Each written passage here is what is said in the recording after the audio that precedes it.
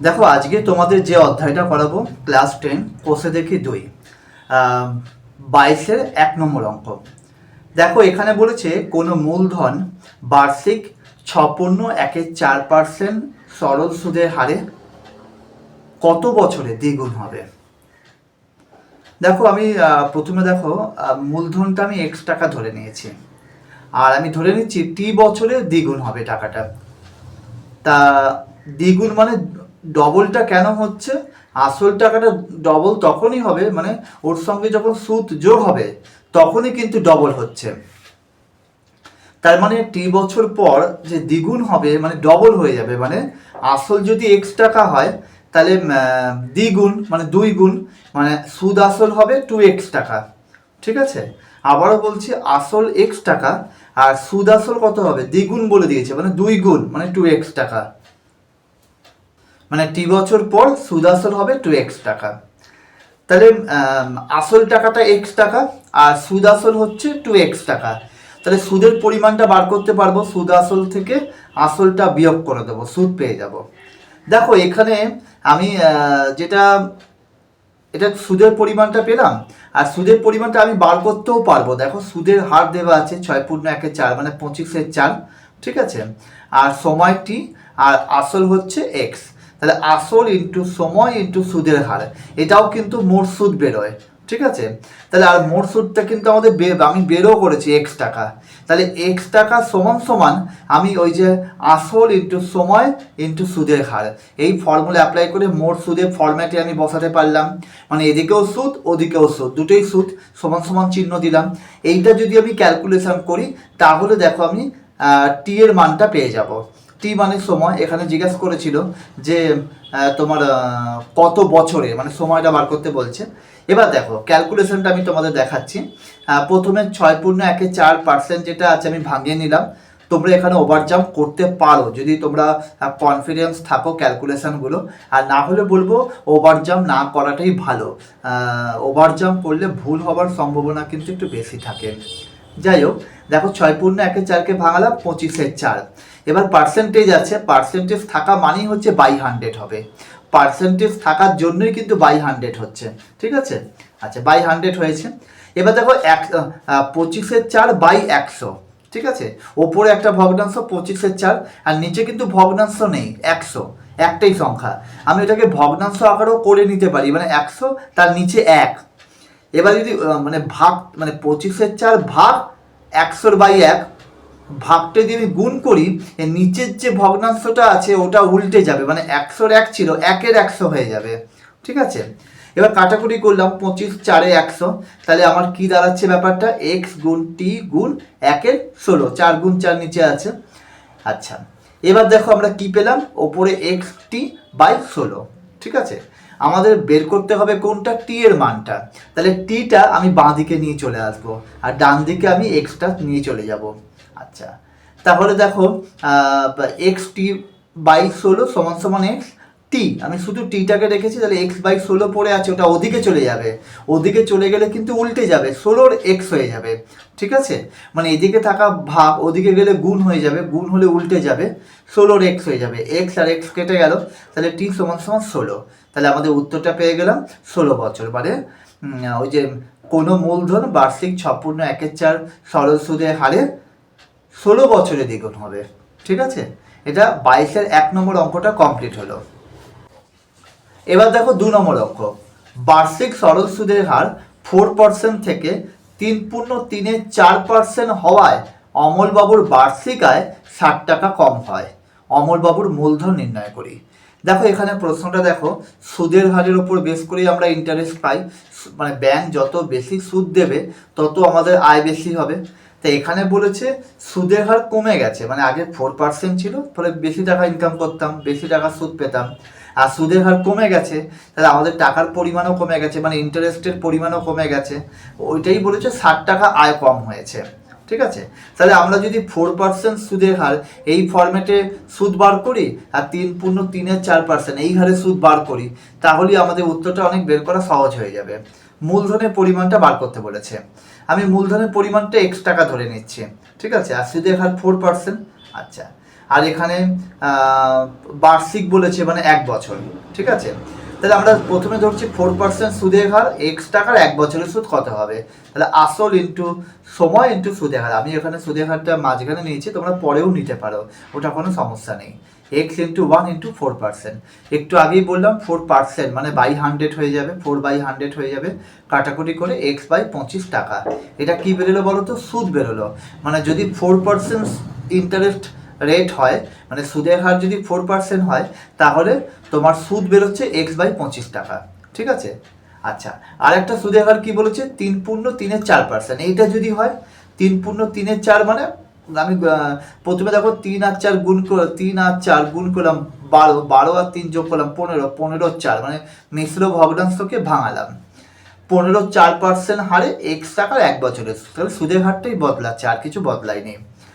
একই রকমভাবে বার করলাম, দেখো এক্স ইন্টু 15/4% ইন্টু 1, 15/4/100, আগের মতোই 100-এর নিচে কিছু নেই মানে 1, ভাগটা যখন গুণ করব 100-র 1 আছে, 1-এর 100 হয়ে যাবে, কাটাকুটি করে 3x/80 মানে 3x/80 টাকা।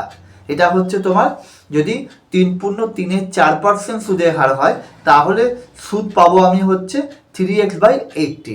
সুদের হার কিন্তু এটা কমেছিল, আগে কিন্তু 4% বেশি ছিল, মানে এই যে x/25 এটা বেশি আর 3x/80 এটা হচ্ছে কম, তাহলে এর থেকে এটা বিয়োগ সমান সমান 80, তাহলে উত্তরটা পেয়ে যাব। প্রশ্নানুসারে এটাই দাঁড়াচ্ছে, কেন ওখানে বলেছে বার্ষিক আয় 60 টাকা কম হচ্ছে, সুদের হার কমেছে বলেই আয়টা কমে যাচ্ছে, তাহলে ওটা বিয়োগ এটা সমান সমান 60 টাকা আমি লিখতেই পারি। দেখো প্রশ্নানুসারে x/25 মাইনাস 3x/80 সমান সমান 60। এবার তুমি দেখো নিচের সংখ্যার 25 আর 80 লসাগু করেছি, লসাগু করে 400 হয়েছে, যেরকম ভগ্নাংশের বিয়োগ আমরা করি যোগ বিয়োগ সেরকমভাবেই আমি করেছি। 25-এর নামটা 400 কোথায় আছে? 16-তে, 16 গুণ x 16x, বিয়োগ চিহ্ন বিয়োগ। 80-র নামটা 400 কোথায় আছে? 15, না না 80-র নামটা 400 আছে 5-এ, 5 80-তে 400 হয়।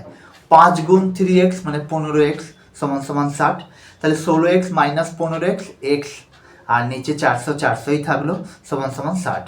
আমরা দেখো 60-এর নিচে কিছু নেই মানে হচ্ছে 1 আছে, একের সাথে x গুণ করলাম x হলো, 400-র সঙ্গে 60 গুণ করব, আমরা 24,000 টাকা পেলাম। তাহলে x সমান সমান 24,000 টাকা। অমলবাবুর মূলধনটা আমি x টাকা ধরেছিলাম, তাহলে অমলবাবুর মূলধনটা 24,000 টাকা উত্তর হলো। ঠিক আছে, এবার 22-এর 3 নম্বর অঙ্ক। দেখো এরকম একটা অঙ্ক তোমাদের ছিল সরল সুদ অধ্যায়ে। তা এই অঙ্কটা কি বলেছে দেখো, আসল টাকাটা আমি x টাকা ধরে নিচ্ছি। আমি আরেকবার প্রশ্নটা রিপিট করে দিচ্ছি, শতকরা বার্ষিক সরল সুদের হার কত হলে কোনো টাকার 4 বছরের সুদ আসলে 8/25 হবে। তাহলে আসল টাকাটা আমি x টাকা ধরে নিচ্ছি, আসলের 8/25 হচ্ছে সুদ, তাহলে সুদের পরিমাণটা কি আসলের মানে x টাকার 8/25 মানে x গুণ 8/25, কাটাকুটি করে 8x/25 টাকা, এটা সুদ বেরোলো। আসলটা আমি ধরে নিচ্ছি x টাকা। ঠিক আছে, আচ্ছা, তাহলে দেখো এখানে কি বার করতে বলেছে? সুদের হার জিজ্ঞেস করেছে। সুদের হার বের করার ফর্মুলা কি আমাদের? মোট সুদ বাই আসল ইন্টু সময়, এটা হচ্ছে সুদের হার বের করার ফর্মুলা। আর আমি আগেই বলেছিলাম সুদের হার যখনই সুদের হার বের করবে তখন কিন্তু লাস্টে 100% দিতেই হবে। ঠিক আছে, সুদের হার যখন বার করবে, তাহলে ওপরে মোট সুদ তুমি বের করেছো এক্ষুনি 8x/25। আচ্ছা, নিচে আসল মানে তুমি x টাকা ধরেছো, আর সময় 4 বছর, আর সুদের হার যেহেতু বার করছো ইন্টু 100% হবেই। এটা ক্যালকুলেট করো তুমি 8x/25 বাই 4x আছে, এটা আগের অঙ্কের মতোই, নিচে কিছু নেই মানে 1, 4x/1 আছে, গুণ যখন করব 1/4x হয়ে যাবে, এটা কাটাকুটি করলে দেখো 8% বেরোচ্ছে। এটাই হচ্ছে শতকরা বার্ষিক সরল সুদের হার। ঠিক আছে, এটা সুদের হার বেরোলো। এবার 4 নম্বর অঙ্ক। দেখো বলেছে শতকরা বার্ষিক সরল সুদের হার কত হলে কোনো টাকা 10 বছরের সুদ আসলের 2/5 হবে। 10 বছরের সুদ কত হবে না, সুদ আসলের 2/5। ঠিক আছে, খুব ইন্টারেস্টিং অঙ্ক এটা। দেখো আমি সরল সুদের হারটা 8% ধরছি, আসল p টাকা ধরছি, তোমরা এখানে x টাকাও ধরতে পারতে। সময় 10 বছর, তাহলে মোট সুদ কত হবে? PTR মানে পি মানে সময় আসল ইন্টু সময় মানে 10 বছর ইন্টু সুদের হার মানে R%, R/100 থাকলে বাই 100 হয়ে যায়। তাহলে আমরা কি হলো PR/10 টাকা। তাহলে মোট সুদ পেলাম PR/10 টাকা। আচ্ছা, সুদ আসল কত হবে? দেখো এটা সুদ বেরোলো PR/10 আর আসলটা পি, তাহলে পি প্লাস PR/10 সুদ আসল পাবো। আমরা এটা রেখে দিচ্ছি কিন্তু এরকম সুদ আসল এরকম ফরম্যাটে রেখে দিচ্ছি। আচ্ছা, এটা সুদ আসল হলো। এবার এখানে অঙ্কটা কি বলেছে বলো তো? এখানে অঙ্কটা বলেছে 10 বছরের সুদ, 10 বছরের সুদ তুমি বার করেছো PR/10, এইটা বলছে সুদ আসলে 2/5 অংশের সমান। সুদ আসল বার করলাম পি প্লাস PR/10 এর 2/5 অংশ মানে গুণ 2/5। তাহলে আমরা শর্তানুসারে লিখতেই পারি PR/10 মানে তোমার এটা সুদ 10 বছরের সুদ। 10 বছরের সুদটা কার সমান বলেছে? বলছে সুদ আসল যা হবে তার 2/5 অংশ। তাহলে সুদ আসল পেলাম হচ্ছে পি প্লাস PR/10 ইন্টু 2/5। এটা ক্যালকুলেট করলে আমি এখান থেকে আর এর মানটা পেয়ে যাব। ক্যালকুলেশনটা দেখো এবার, PR/10 যেরকম ছিল সেরকম রেখে দিয়েছি। আচ্ছা, আমি এখানে 2/5কে গুণ করছি 2/5 ইন্টু পি, তাহলে 2p/5 প্লাস সাইড প্লাস আছে। আচ্ছা, এবার দেখো আমি যদি PR/10 ইন্টু 2/5 কাটাকুটি করি 2×5 = 10 মানে 2×5 = 10, 5 নিচে আর এদিকেও 5 আছে, 5×5 = 25, ওপরে কি থাকলো কিছু মানে PR পড়ে আছে শুধু, এদিকে তো কিছু নেই, দুইটা তো কেটে গেছে, তাহলে PR/25। ঠিক আছে। আচ্ছা, এবার দেখো আমি PR যুক্ত সংখ্যাগুলোকে আমি বাঁ দিকে করে নিয়েছি। PR যুক্ত সংখ্যাগুলো যেহেতু আমি জানি আর বার করতে হবে আমাকে, আর শুধু পি যুক্ত সংখ্যা যেটা আছে 2p/5 ওটাকে ডান দিকে রেখে দিয়েছি। বাঁ দিকে যেহেতু PR/25 আছে, এদিকে বাঁ দিকে আর ডান দিকে ছিল বাঁ দিকে করেছি, সাইনটা কিন্তু চেঞ্জ হয়ে গেছে। আচ্ছা, এবার দেখো 10 আর 25-এর লসাগু করেছি, তোমার হচ্ছে 50। যেরকম ভগ্নাংশের বিয়োগ করে সেরকম করেছি। 10-এর নামটা 50 কোথায় 5-এ, 5কে PR দিয়ে মাল্টিপ্লাই করেছি 5PR মাইনাস 25-এর নামটায় 50 কোথায় 2-এ 2PR সমান সমান 2p/5। আচ্ছা, এবার দেখো 5PR মাইনাস 2PR মানে 3PR/50 সমান সমান 2p/5। এবার কোনাকুনি গুণ করেছি, দেখো 5 গুণ 3PR মানে 15PR আর এটা 50 গুণ 2p মানে 50 গুণ 2p রেখে দিয়েছি আমি, ওটা গুণ করে দিলেও হতো কিন্তু কাটাকুটির সুবিধার জন্য আমি রেখে দিয়েছি। তাহলে আটটা যেহেতু বার করতে হবে, 8টাকে বাঁ দিকে রেখেছি, বাকি 15pকে আমি ডান দিকে করে দিয়েছি। দেখো পি কেটে গেল, 5 3-এ 15, 5 10-এ 50। ঠিক আছে, 10 গুণ 2 20 আর নিচে 3।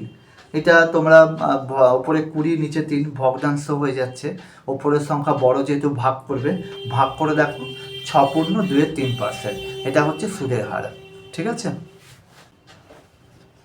এবার দেখো 5 নম্বর অঙ্ক 22-এর 5, বার্ষিক 5% সরল সুদের হারে কত টাকার মাসিক সুদ 1 টাকা হবে তা নির্ণয় করি। দেখো আসল টাকাটা আমি p টাকা ধরে নিচ্ছি, ঠিক আছে, আর বার্ষিক শতকরা সরল সুদের হার 5% ধরছি। সময় 1 মাস, এখানে তোমার মাসিক বলেছে 1 মাস, কত টাকার মাসিক সুদ মানে 1 মাস, আমি মাসটাকে বছরে কনভার্ট করে নিচ্ছি 1/12 বছর। ঠিক আছে, সুদ 1 টাকা বলেছে।